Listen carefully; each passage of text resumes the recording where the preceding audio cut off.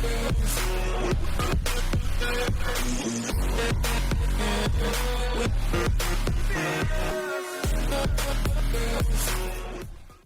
Episode की शुरुआत बिल्कुल ही नॉर्मल दिन से होती है, जहां पर सभी लोग अपना अपना काम कर रहे होते हैं। लेकिन तभी अचानक से धमाके होने लगते हैं, जो कि ये मॉन्स्टर कर रहा होता है। और ये बात हीरोज एसोसिएशन के हेडक्वार्टर में भी पता चल जाती है। हीरोज एसोसिएशन सुपर हीरोज का एक ऑर्गेनाइजेशन है, जो कि मॉन्स्टर्स, क्रिमिनल्स और बाकी खतरों से निपटता है।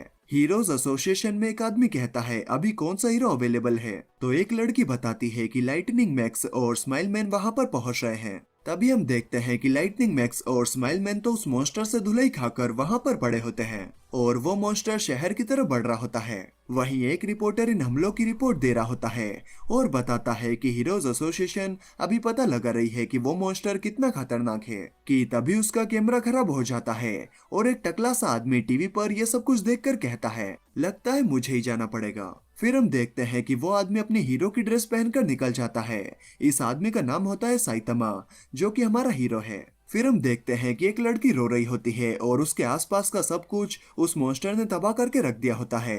वो मॉन्स्टर उस लड़की को भी मारने वाला होता है, लेकिन तभी साइतमा वहां पर आकर उसे बचा लेता है। तो वो मॉन्स्टर पूछता है, तुम कौन हो? तो साइतमा कहता है, एक आदमी जो कि मजे के लिए हीरो बना है। तो वो मॉन्स्टर कहता है, आखिर तुम्हारी क्या बकवास बैक स्टोरी है? मेरा जन्म इंसानों के द्वारा लगातार निकले हुए पॉल्यूशन से हुआ है। मैं वैक्सीन मैन हूँ।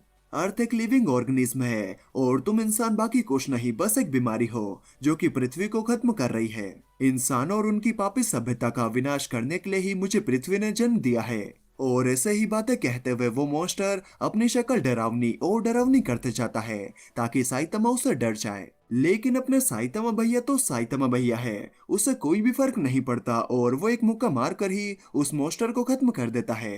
हाँ भाई, सही सुना, एक मुक्के में खत्म, टाटा बाय बाय फिनिश। लेकिन मॉन्स्टर को मारकर साइतमा भैया खुश होने के बजाय काफी निराश होकर चिल्लाने लगते हैं और कहते हैं, फिर से नहीं, ये फिर से एक ही पंच में खत्म हो गया। एक्चुअली अपने साइतमा भैया ही वन पंच मैन है। ये इतने ज्यादा पावरफुल हो गए हैं कि इनके एक पंच से ही मॉन्स्टर्स खत्म हो जाते हैं। लेकिन ये किसी से ढंग की लड़ाई करना चाहते हैं, ना कि सिर्फ एक मुक्के की। देखो, कमजोर होने पर तो बुरा लगता ही है, लेकिन जब आप इतने ज्यादा पावरफुल हो कि सभी लोग आपके सिर्फ एक मुक्के में ही हार जाएं, तो और भी ज्यादा बुरा लगता है। और यही हमारे साइतमा भैया फील करते हैं। फिर हमें उस वक्त का सीन दिखाया जाता है जब साइतमा के सर पर बाल हुआ करते थे। मेरा मतलब 3 साल पहले का, आगे हम देखते हैं कि साइतमा कहीं पर जा रहा होता है, तभी क्रेबलेंट उसके सामने आकर खड़ा हो जाता है, जिससे सभी लोग डरकर भाग रहे होते हैं। वो साइतमा से कहता है, क्या तुम नहीं भागोगे? और साइतमा के कुछ भी न कहने पर वो कहता है, मैं पक्का कह सकता हूँ कि तुम्हारी नई नई जॉब लगी है और तुम अपने काम से अभी से ही थक चुके हो। मैं क्रेबलेंट हूँ, मैंने बहुत सारे क्रेब्स खा लिए थे, इसलिए मैं ऐसा बन गया। बाकी तुम भाग क्यों नहीं रहे? क्या तुम मरना चाहते हो? तो साइतमा कहता है, नहीं, मेरे पास कोई जॉब नहीं है, मैं तो बेरोजगार हूँ। मैं एक जॉब ढूंढ रहा हूँ और आज मेरा एक और इंटरव्यू था, लेकिन मैं उसमें भी फेल हो गया। मुझे अभी कोई फर्क नहीं पड़ता और बस क्योंकि तुम यहाँ पर हो, मेरा भी पीठ दिखाकर भागने का कोई मूड नहीं है। तो बताओ, अगर मैं नहीं भागा तो तुम क्या करोगे? तो क्रेबलेंट कहता है, हम दोनों ही एक जैसे हैं, हम दोनों की जिंदगी झंड है, इसीलिए मैं तुम्हें छोड़ देता हूँ। बाकी अभी मैं एक लड़के को ढूंढ रहा हूँ जिसकी चिन बहुत बड़ी है, और जब मैं उसे ढूंढ लूंगा तो मैं उसके हाथों को उखाड़ कर फेंक दूंगा। यही कहते हुए क्रेबलेंट वहां से चले जाता है। फिर रास्ते में साइतमा को वो बड़ी चिन वाला लड़का दिखाई देता है। तो वो सोचता है, अगर क्रेबलेंट ने इस बच्चे को देख लिया तो वो इसे मार देगा। तो साइतमा उससे पूछता है, क्या तुमने क्रेब मॉन्स्टर के साथ कुछ किया है? तो वो लड़का कहता है, हाँ, वो पार्क में सो रहा था तो मैंने उसके सीने पर अपने मार्कर से निपल बना दिए। ये सुनकर साइतमा को पूरी तरीके से विश्वास हो जाता है कि वो क्रेबलेंट इसी बच्चे को ढूंढ रहा है। तो साइतमा सोचने लगता है कि वो इस बच्चे को कैसे बचा सकता है, लेकिन बाद में वो सोचता है कि ये बच्चा बहुत ही बुरा दिखता है, मुझे बस अपने काम से काम रखना चाहिए। आखिर इस बच्चे की किसे पड़ी है? लेकिन तभी वो क्रेबलेंट वहां पर आ जाता है, जिसके बाद वो उस लड़के पर अटैक कर देता है, लेकिन साइतमा उस लड़के को बचा लेता है और सोचता है, आखिर मैं क्या कर रहा हूँ। फिर साइतमा उस बच्चे को भागने के लिए कहता है, तो वो बच्चा कहता है, नहीं, मैं नहीं भाग सकता, उसके पास मेरी बॉल है। तो क्रेबलेंट उस बच्चे की बॉल फोड़ देता है और साइतमा से कहता है, क्या तुम सच में इस बच्चे को बचाने की कोशिश कर रहे हो? तो साइतमा कहता है, क्या तुम इस बच्चे को सिर्फ एक प्रैंक के लिए मार दोगे? तो क्रेबलेंट कहता है, मैंने पहले भी बहुत लोगों को मारा है। जो भी मेरे लुक्स को लेकर मजाक बनाता है उसे कीमत चुकानी पड़ती है। और इस बच्चे ने तो मेरे सीने पर परमानेंट मार्कर से निप्पल बनाए हैं जिन्हें मैं मिटा भी नहीं सकता। और अगर तुम मेरे रास्ते में आए तो तुम कभी भी कोई भी जॉब इंटरव्यू नहीं दे पाओगे।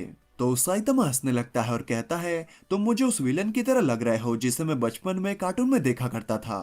तो क्रेबलैंड साइतामा को दूर फेंक देता है, फिर उस लड़के को मारने वाला होता है कि साइतामा उस पर पत्थर फेंक कर मारता है और कहता है, रुक जाओ, मैं तुम्हें इस बच्चे को नहीं मारने दे सकता जबकि आबादी पहले ही कम हो रही है। तुम्हें पता है, जब मैं छोटा बच्चा था मैं भी एक हीरो बनना चाहता था, ना कि एक जॉब वाला। एक ऐसा हीरो जो कि तुम्हारे जैसे विलन्स को एक पंच में ही खत्म कर दे। तो क्रेबलेंट उसका मजाक उड़ाते हुए उसकी धुलाई करने लगता है और साइतामा को मारने वाला होता है कि तभी साइतामा अपनी टाई से उसकी आंख खींचने लगता है और उसके आंख के साथ उसका सब कुछ बाहर निकाल देता है। फिर हमें प्रेजेंट टाइम का सीन दिखाया जाता है। साइतामा कहता है, उस दिन के बाद से मैंने बहुत मुश्किल ट्रेनिंग की और मैं टकला हो गया।